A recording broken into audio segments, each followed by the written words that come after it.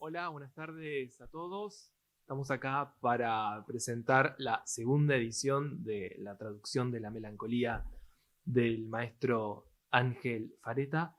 Primero, quiero en nombre mío, de Ángel y de José Luis de Lorenzo, agradecer a Argentores, al señor Carlos Benítez, al doctor Carlos Benítez, mejor dicho, a la junta directiva y a toda la gente que trabaja acá, que son siempre tan amables y le ponen tanto empeño para que salga todo bien.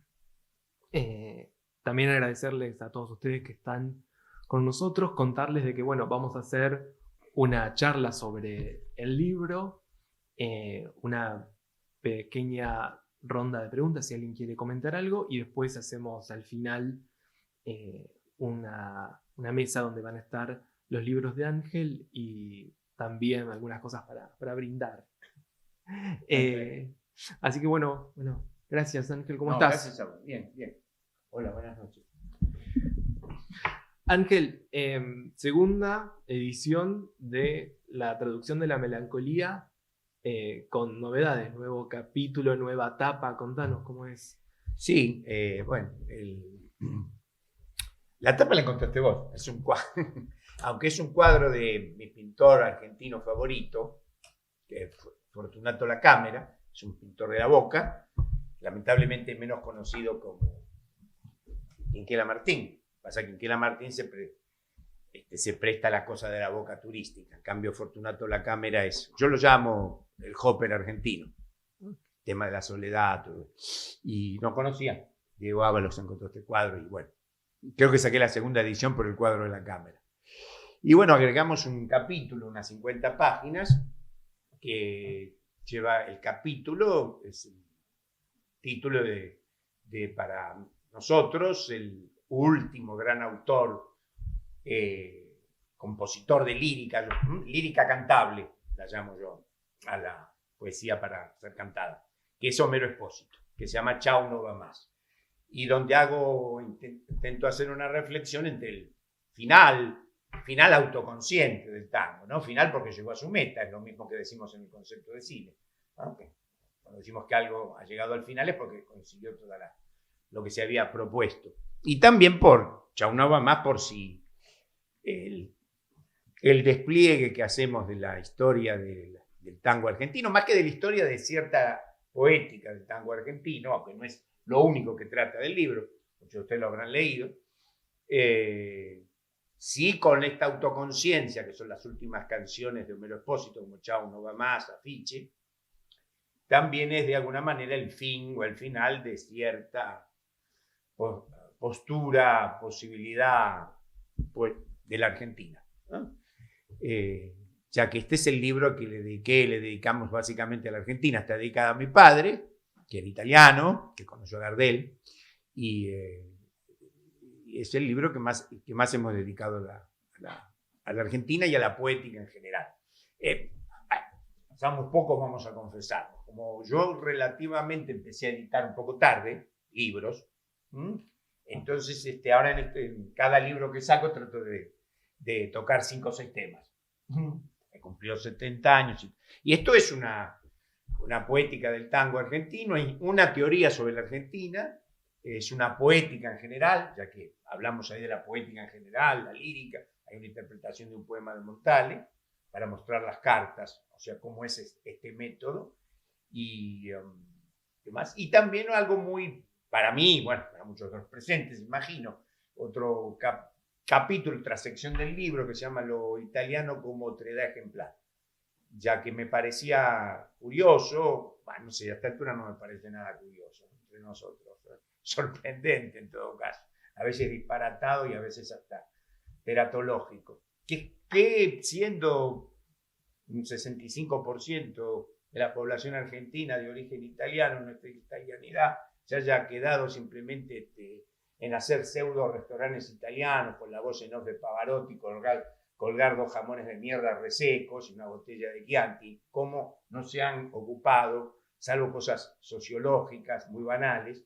de lo importante que ha sido la influencia de lo italiano en la Argentina, no solo en el tango, sino en nuestra manera de ser.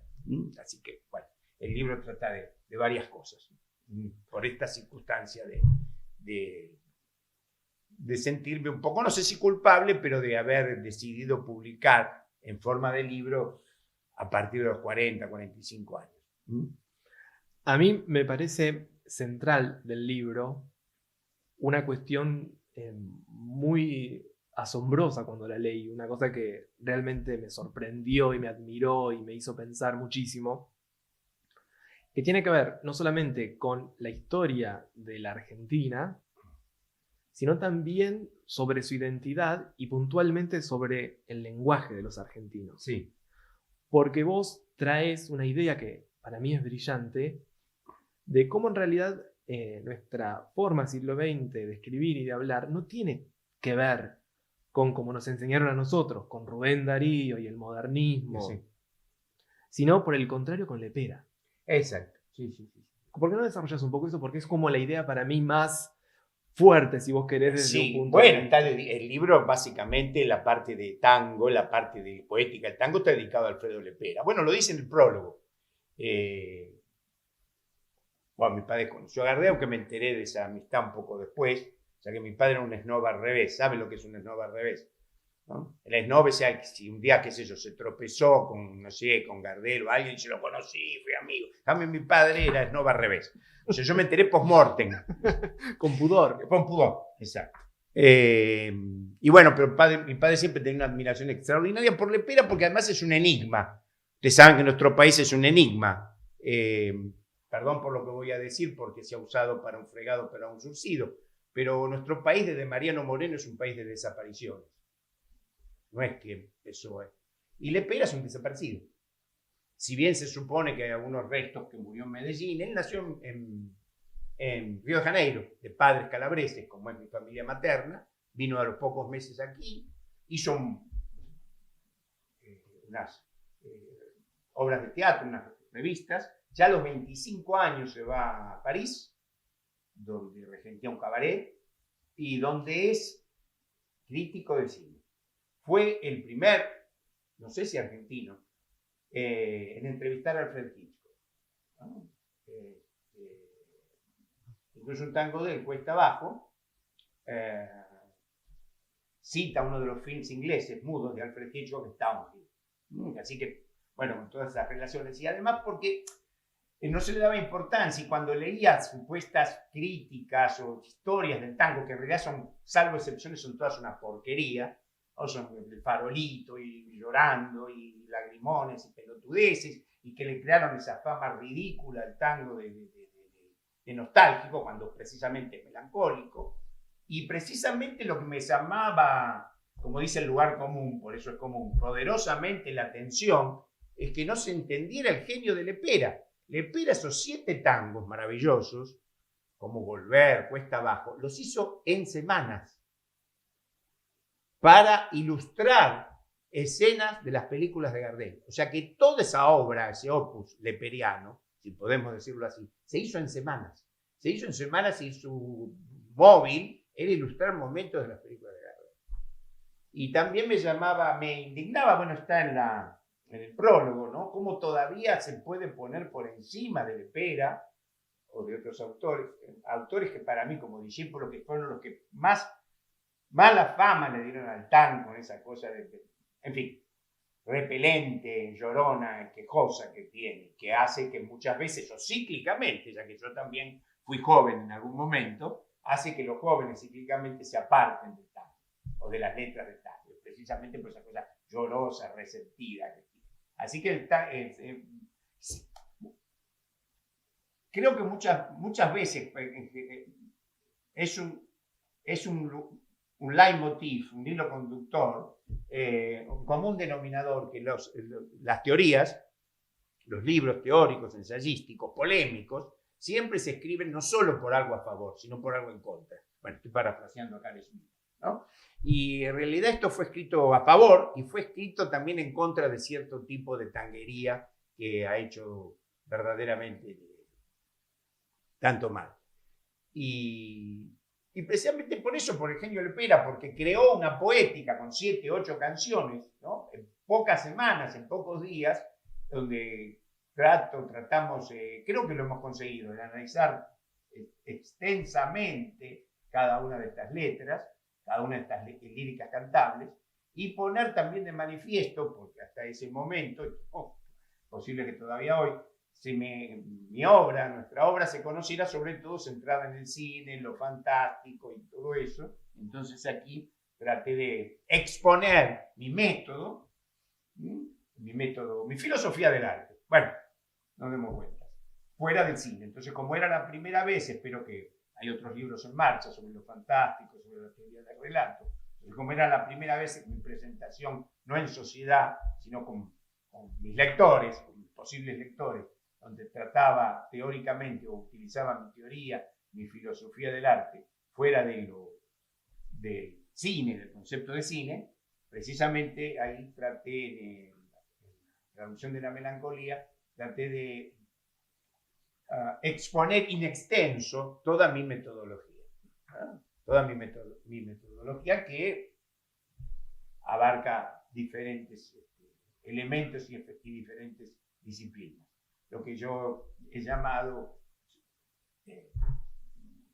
mito, método y retorno. O sea, una vez se quiere definir cuál es mi filosofía, nosotros la hemos optado por llamar mito, método y recurso.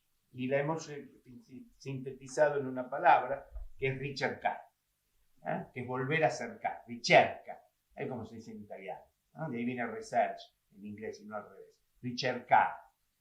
El ricercar era trazar círculos, y los cazadores romanos o latinos o de la época del Imperio Romano tenían unos perros llamados lebreles.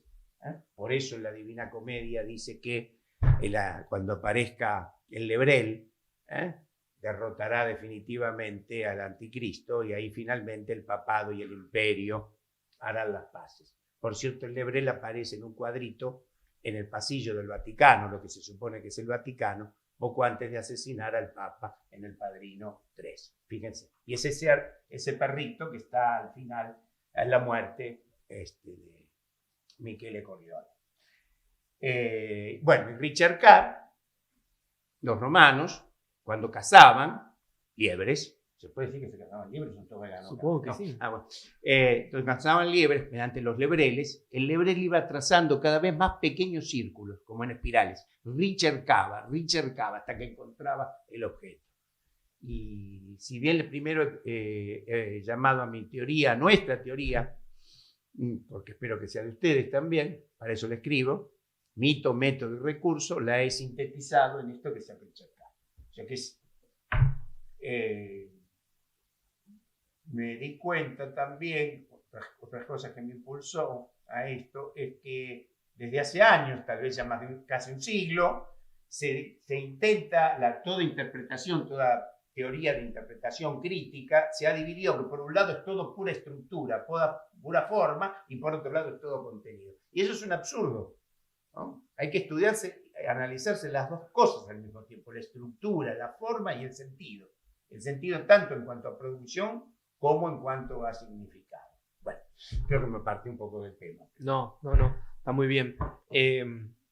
Yo cuando leí el libro y me deslumbré alrededor de la idea de Lepera y la voz argentina, pensaba cómo uno puede entender, ¿no?, esa forma poética, pero también directa, no barroca, no recargada, que trata de narrar y también de generar imágenes, puede leer tranquilamente y abrir una novela como de Bioy Casares, la de los héroes. El por supuesto. Sí, Parece un tango de Lepera. Es que es un tango, exactamente. El tango no es música, no es un género musical, no es un género poético. Es nuestra forma de tragedia. Es nuestro melodrama. ¿No? También he consagrado otro libro, pero bueno, está agotado, lo afanaron en PDF. Ya que lo afanaron, lo pueden leer gratis. Se llama La Pasión Manda.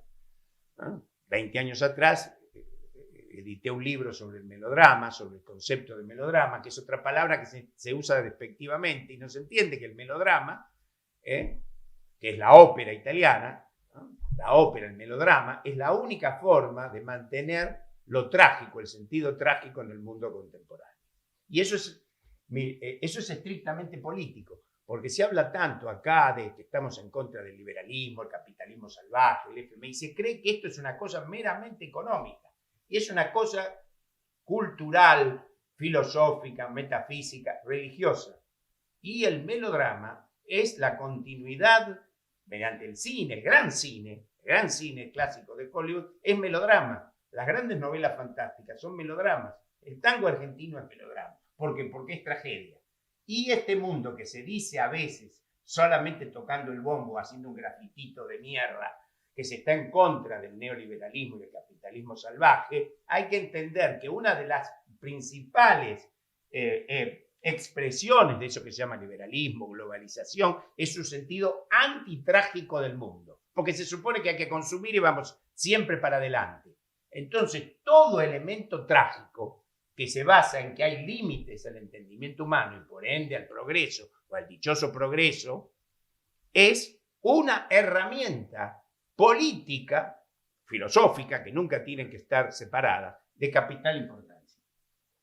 Así que recuerden, hagan lo que quieran, uno de mis tareas centrales desde siempre, con el cine, con el tango, con la poesía, con la literatura fantástica, con la clase B, es tratar de hacer entender que todo aquello que es melodrama, que es ópera, que es trágico, es un elemento cultural, político, ideológico, religioso, sagrado, ¿no?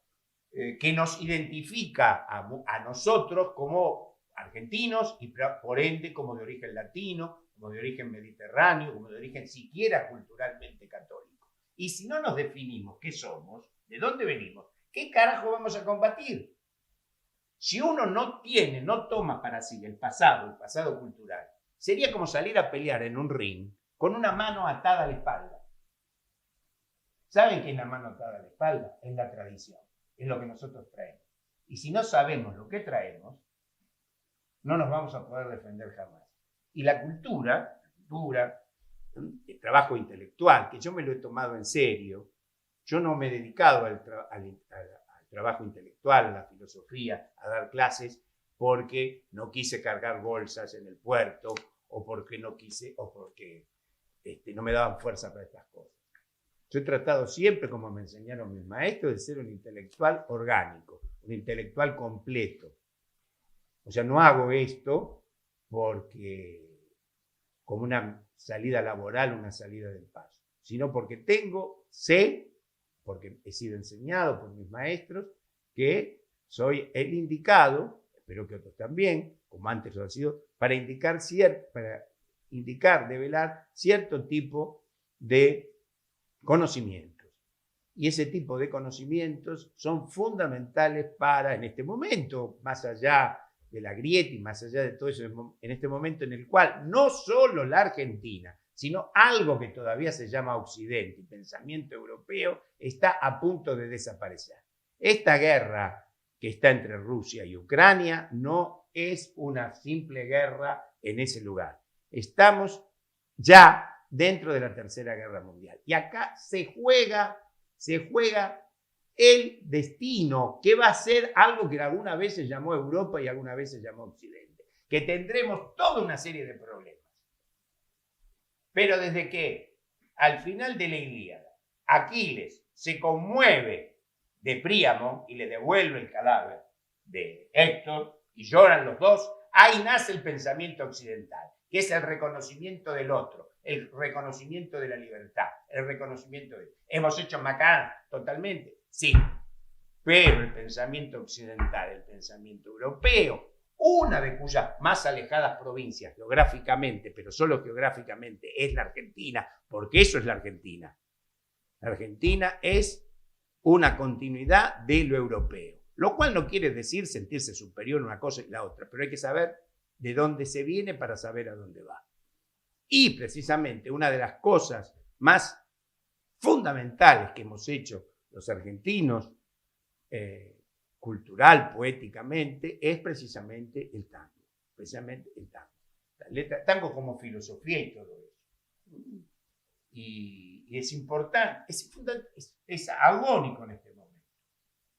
Nosotros como occidentales, como europeos o como europeos transatlánticos, como somos los argentinos, en este momento estamos, aunque no nos demos cuenta o no nos hagan dar cuenta, estamos en un momento en lo que se llamaría un trance existencial. Esta guerra que empezó ahí es una guerra mundial contra algo que se llama Occidente, que es mal o bien hecho desde ese momento ondante, que es el final de la Ilíada, es el reino de la libertad. Y entonces tenemos que saber, cada uno tiene que apuntar a eso. Lamentablemente, muchas veces a nuestro alrededor se está esperando qué tipo de moda o qué tipo de cosas está llegando a un lado para pensar. No es mi caso, no ha sido nuestro caso. Hablaste de la Argentina como una provincia europea, cercana y lejana a la vez. Y pensaba yo, leyendo uno también de los capítulos centrales del libro, donde habla sobre el tango y su vínculo con la Argentina, que el tango mismo es una tragedia para nosotros, porque representa un éxito y un fracaso. Totalmente, claro. Entonces ahí opones la cuestión del nomos y del territorio. Exactamente. ¿Por qué no desarrollas un poquito, por favor, y nos contás?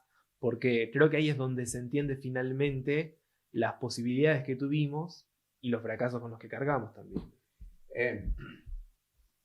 Hay un concepto político, o de teología política, o de filosofía política, que es la teoría del nomos.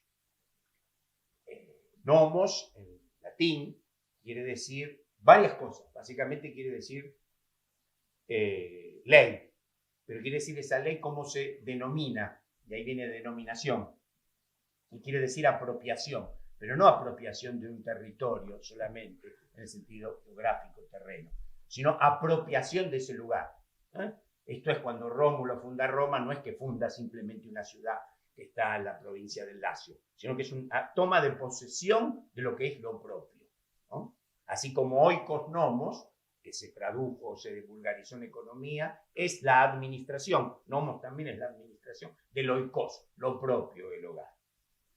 La Argentina, y uno de cuyos episodios es la poética del tango, ha sido y sigue siendo, aunque pareciera que ahora ha bajado sus banderas, de ambas partes, ¿no? De la griega, en tener un nomos. La lucha de la Argentina desde las invasiones inglesas se constituye en un nomos. No solo una territorialidad geográfica, sino una condición de ser existencial. ¿Qué es lo propio? ¿Qué es lo nuestro?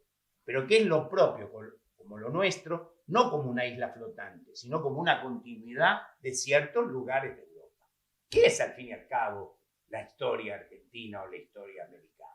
Y en esto, por supuesto, sigo a historiadores como Ernesto Palacio, todavía hoy el más grande historiador que dio en Argentina, aunque lamentablemente por razones de edad y de enfermedad, su historia termina con el comienzo del peronismo. Toda América, y la pugna entre algo llamado América Latina y la América del Norte, es el traslado de las guerras civiles, intraciviles europeas a partir del siglo XVI. ¿Qué es la historia de América?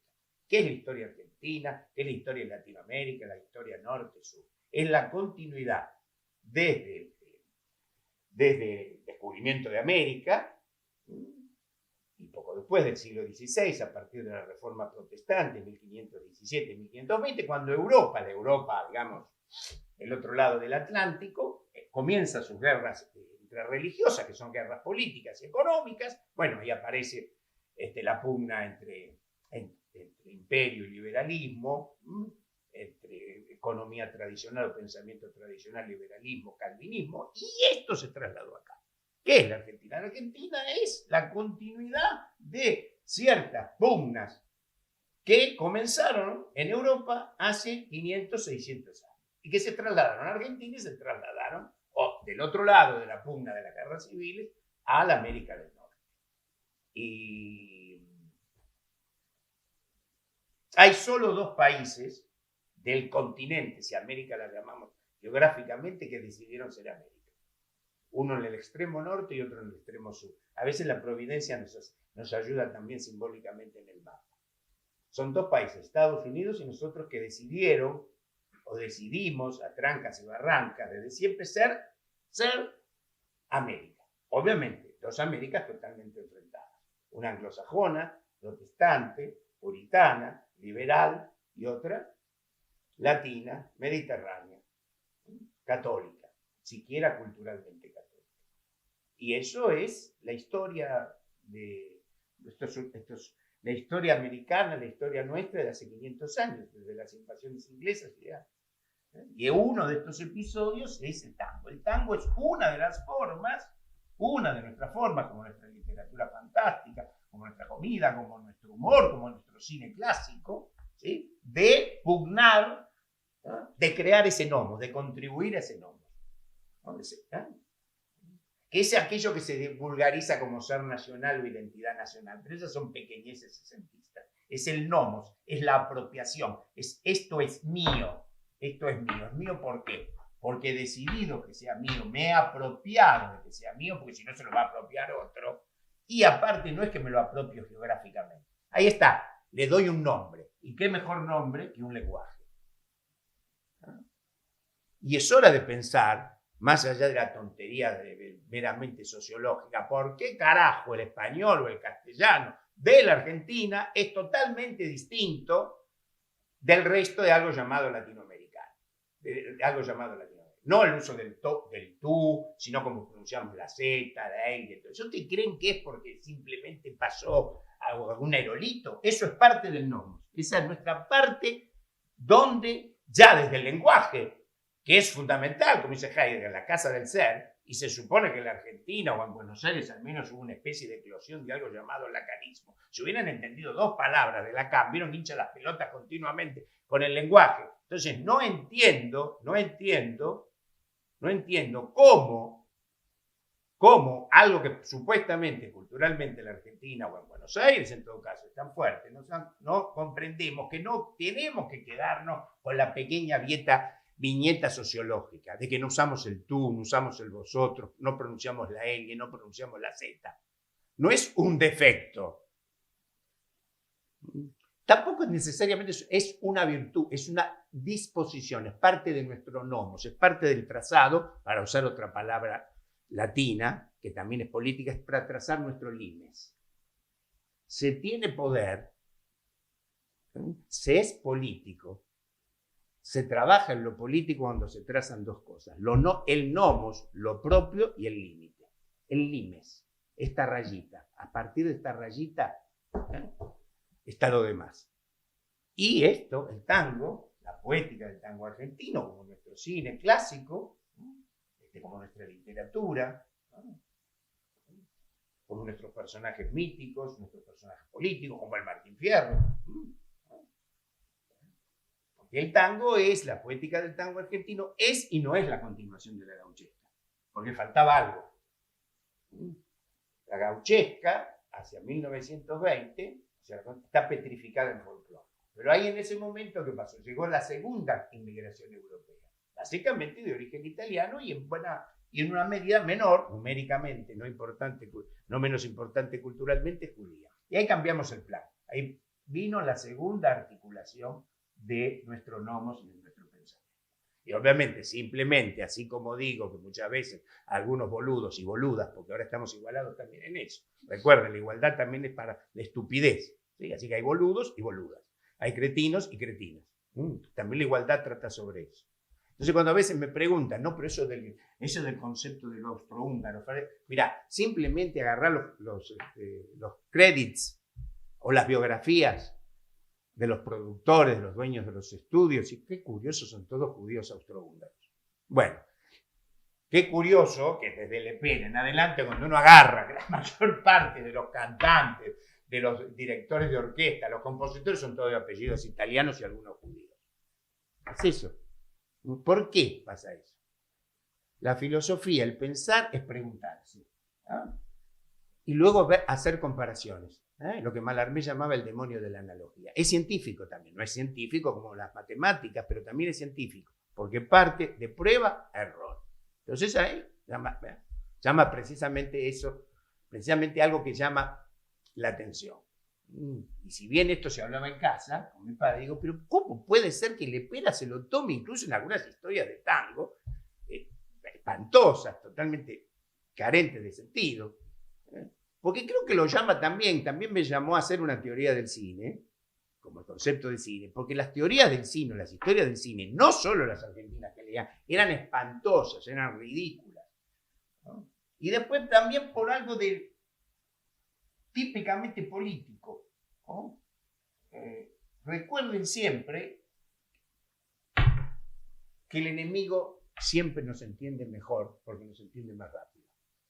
Entonces, así como nunca creí en la leyenda negra antiespañola, que es un brulote anglosajón, porque si nos tragamos la leyenda negra antiespañola de donde nosotros venimos, ¿con qué carajo nos vamos a defender con el FMI? Hablando en mapuche. Vamos a escupir en nuestra sangre, vamos a escupir en nuestro pasado. Y noté, de muy jovencito, que esa misma leyenda negra la hacían con Hollywood. ¿Qué cosa?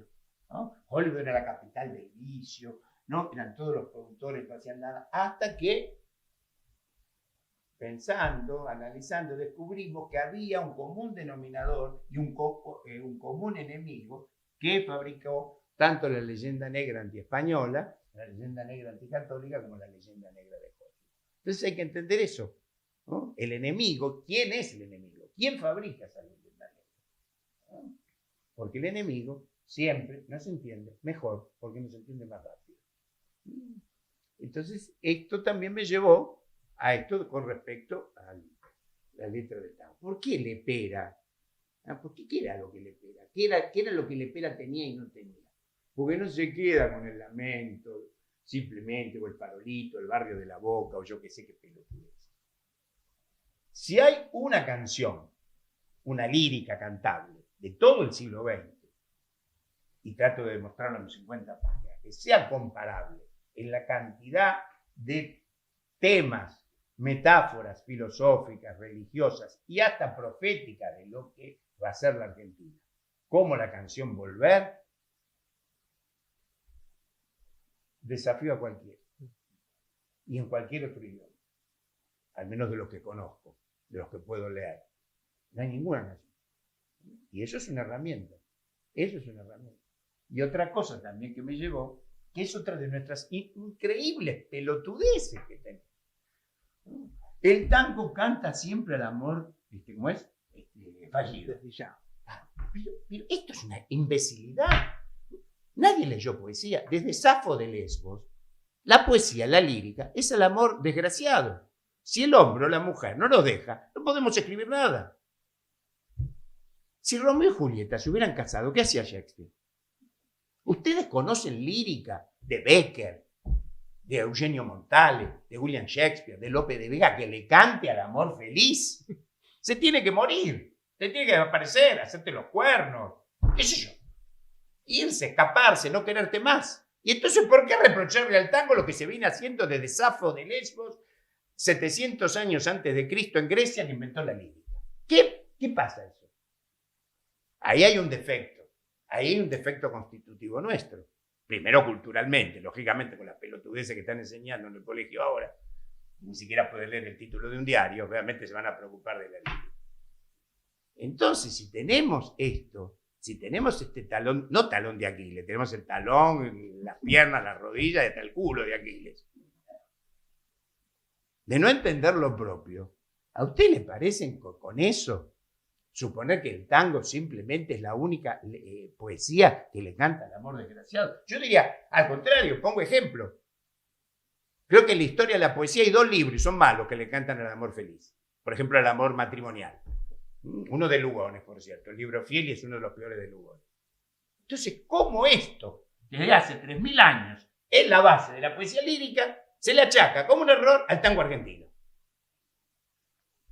Creo que no tenemos que ser grandes psicólogos, no tenemos que ser grandes filósofos, no tenemos que ser grandes pensadores políticos. Hay algo acá en nosotros que nos hace escupir, con perdón de la metáfora que voy a usar, que nos hace escupir en la cabeza. Con ese brazo atado a la espalda, ¿con quién vamos a pelear? ¿Qué hacer? Agitar una banderita acá, tanto las Malvinas son argentinas, las Malvinas son argentinas. Vamos, FMI, no nos vamos a enfrentar ni con el usurero de la esquina. Sin tener gnomos y sin conocer el gnomo, sin conocer lo propio y trazar los límites, no nos vamos a defender jamás. Estos libros, mi obra, está toda centralmente dedicada a esto.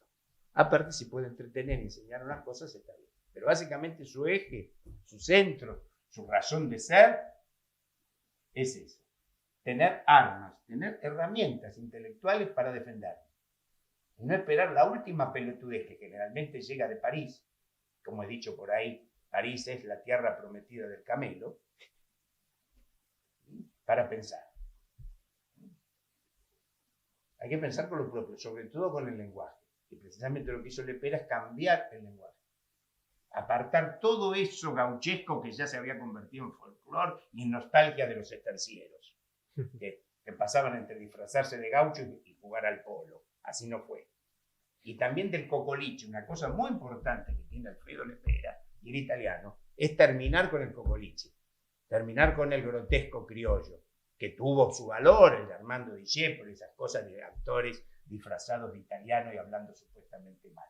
Lepera dice, no, eso se acabó. Eso se acabó. Yo como hijo de italiano, como descendiente de italiano, no voy a decir trabacco o hablar en cocoliche. Voy a crear una poética. Una poética cantable. Esto es transportable. Es muy importante también el tango o la poética cantable en general porque es transportable. Es difícil, ya no digo acordarse un canto completo de la Divina Comedia, un soneto, pero la canción también es una herramienta política, porque es más fácil de recordar. Bueno, así se creó también, se supone que así nació la poesía occidental. Se supone que Homero, si ese personaje mítico, legendario, lo que fuere, recitaba para que nuestros antepasados, porque ellos son nuestros antepasados, los griegos, recordaran las gestas de Troya y Aquiles de memoria. Y el tango es el tango canción, la lírica cantable es una de estos eslabones de esta tradición que es la nuestra. Es la nuestra, hay que aceptarla. No hay que escupir en la propia sangre. Y no hacer como ciertos escritores argentinos que escupían en su sangre para quedar bien con la enciclopedia británica. Yo tampoco quiero quedar bien con la enciclopedia Treccani de Italia. En todo caso, quiero quedar bien con la enciclopedia que estamos haciendo en idioma argentino. Porque primero para eso hicimos un idioma. ¿Sí? ¿Para qué lo tenemos? Ahora hay que usarlo.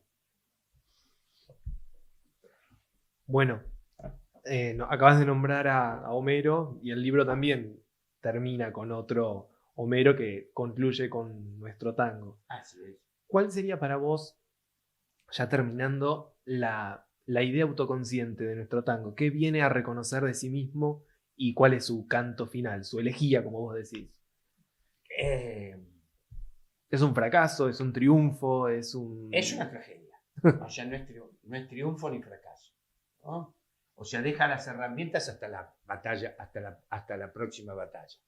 ¿No? Seguiremos luchando. Ahí está. Ven, gracias. Ven, hay que unirlo. Es el final de The Thing de Carpenter. Vieron que el negro y el blanco ya empiezan a dudar, ¿no? Y si uno, ¿no? ¿Y qué vamos a hacer ahora? Y seguiremos esperando. Seguiremos esperando con los chumbos en la mano. Es eso. En ese seguiremos esperando. Lo que hace estas últimas canciones de Espósito, Afiche, no va más, es que cierto argentino, ¿no? Cierto prototipo argentino, cierto emblema argentino, se termina. ¿Sí? Así como el cine nos ha enseñado el cine clásico nos ha enseñado que cierto prototipo arquetipo, el cabo y el detective privado, ¿no? Terminaron un poco. ¿Sí? Entonces el tango, al llegar a la autoconciencia en los años 60, 70, bueno, hay un tango que ya su título, que es en 1962, ¿no? Ya desde su título, nominativamente, ya dice eso, es El Último Café. Estudien, lean El Último Café, lo deben haber escuchado, hay 400, hay una maravillosa versión de Horacio Molina, por cierto, tiene un, ¿cómo se llama? La compact disc, bueno, tiene un álbum, supongo en YouTube, tiene toda una colección, un álbum, CD, qué sé yo, dedicado a todas las canciones de Alfredo Lepera. Creo que es una de las mejores versiones de los últimos tiempos. Entonces, si leemos, por ejemplo, escuchamos El último café, que obviamente es obvio, hay una pareja que se separa, porque ese es el correlato objetivo. ¿Correlato objetivo qué es? Es un pretexto, es una diégesis para contar algo. Ya que me conocen también por el cine. ¿Vieron lo que Hitchcock llamaba un MacGuffin? ¿Sí? ¿Vieron el pretexto para que algo funcione? ¿Saben qué es el amor de esa pareja? La mina que se va, o el tipo que se va, o la pareja que finalmente es el MacGuffin del tango. Hay que inventar algo, una pena, para poder cantar. Pero una vez que se tira el MacGuffin, que es la pena amorosa por olvido, muerte, traición, lo que fuere, se erige un poema, y ese poema, si está escrito verdaderamente por un poeta, además se abre otra serie de elementos que no son tan claramente políticos, porque también otra cosa que se nos ha mal enseñado, ¿no? Que un poema político o una película política tiene que tratar sobre una huelga o sobre actores de reparto disfrazados de pobres, ¿no? Tragándose las heces, si es posible, para que se den cuenta que son pobres. No, no es así. Si es auténtica poesía, aunque trate el MacGuffin, el pretexto, el punto de partida, sea el amor o la relación erótica desgraciada, lograda, si es un gran poeta va a ser eso. Siempre ha sido así. Y otra cosa, perdón, algo fundamental es entender eso, lo italiano como otredad fundamental. No es solamente eso de, por ejemplo, como ya hay en guías de turismo. La Argentina, el país más italiano después de Italia, cuando la propia Italia está desapareciendo. Ustedes saben, perdón, Italia hoy tiene Italia o España, ya ustedes acuerdan por nuestros antepasados, ¿no? Nuestras abuelas tenían 15 hijos. Italia o España hoy en día tienen natalidad cero. Así que en algunos años, aparte de hablar en algún idioma oriental, si es posible, de prepo, no es que nos lo van a dar a elegir, también hay que recordar esas cosas o tenerlas presentes porque eso también va a desaparecer. Y también la cualidad de la cantidad y la importancia, no solo numérica de lo italiano en la Argentina, ha sido también porque traía lo italiano una diferencia polémica con respecto también a lo europeo.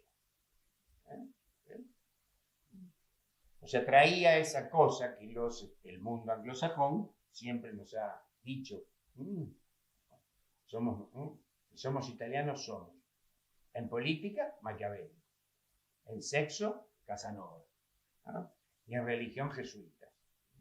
Encima ahora tenemos un italiano, argentino, jesuita, el primer papa del Vaticano. Puede cometer algunas macanas, pero hay que apoyarlo. Miren a dónde llegamos. Y el mundial éramos los europeos nosotros al final. Le ganamos a los pobres países africanos. ¿Quién era libre ahí? Entonces esas cosas hay que pensar. Obviamente, por supuesto, y libérense de todo tipo de corrección, de todo tipo de cancelación, de todo tipo de correctez política. La corrección política está inventada por el New York Times. ¿Usted se cree que está inventado por Rosa Luxemburgo o por León Trotsky? Eso está creado por la misma. Hay 3 pasos. Perdón. Bueno, igual pueden tomar lecciones conmigo, no hay ningún problema. O pueden leer mis libros. Hay 3 pasos que se supone que no tienen conexión o no son parientes. Pero recuerde que son muy parientes, son trillizos perfectos. Puritanismo, liberalismo, progresismo. Son trillizos perfectos. Pero no se parece. Pensá, fíjate bien, mirale bien los rasgos, ¿no? Y sobre todo, si no le ves bien los rasgos, anda a la nursery, anda a la cuna. Fíjate en el ADN, vas a ver cómo son parientes.